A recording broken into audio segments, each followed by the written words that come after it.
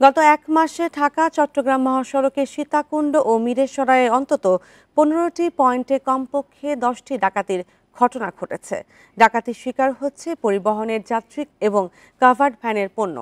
Police ইতিমধ্যে লুট হওয়া কিছু পণ্য উদ্ধার ও কয়েকজন ডাকাত গ্রেপ্তার করেছে। এরপরও শঙ্কায় আছেন আতঙ্কে চালক ও যাত্রীরা। গত রোববার রাতে ঢাকা চট্টগ্রাম মহাসড়কের বাঁশবাড়ি এলাকায় ডাকাতির সময় পুলিশ গিয়ে হানা দেয়। এই সময় ডাকাত দলের সদস্যরা পালিয়ে গেলেও একজনকে গ্রেপ্তার করে পুলিশ। সে রাতে ডাকাতদের কবল থেকে চালক ও যাত্রীরা রক্ষা পেলেও ডিসেম্বরে এ ধরনের অনেক ডাকাতি হয়েছে।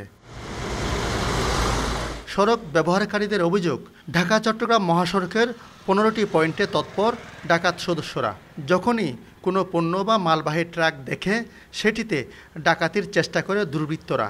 পুলিশি অভিযানেও ডাকাতের তৎপরতা বন্ধ হচ্ছে না। শুধু ডিসেম্বরে নয়, নভেম্বর মাসেও একটি কাভার্ড ভ্যান হতে 17 লাখ টাকার পণ্য লুট করে দুর্বৃত্তরা।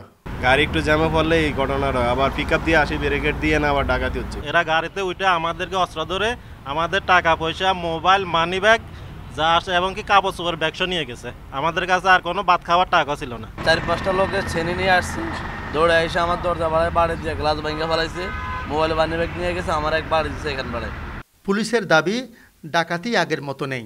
তারা রাস্তায় জোরালো করেছে পুলিশি কার্যক্রম, তাই কমেছে ডাকাতি। সাম্প্রতিক আমরা সেখানে 5-6টি ঘটনার রহস্য উদ্ঘাটন করেছি এবং যারা জড়িত এই ঘটনার সাথে তাদেরকে গ্রেপ্তার করা হয়েছে এবং বাকি যাদের আমরা নাম পাচ্ছি তাদের গ্রেপ্তার অভিযান অব্যাহত রয়েছে।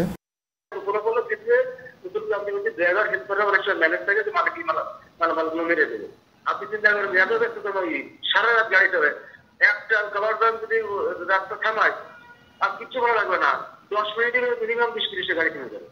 শুধুমাত্র মহাসড়কের ডাকাতির জন্য গত 2 মাসে সীতাকুণ্ড থানাতেই মামলা হয়েছে 5টি। এই সময় পুলিশের সাথে গোলাগুলিতে নিহত হয় একজন। আলমগীর সবুজ, ইন্ডিপেন্ডেন্ট নিউজ, চট্টগ্রাম।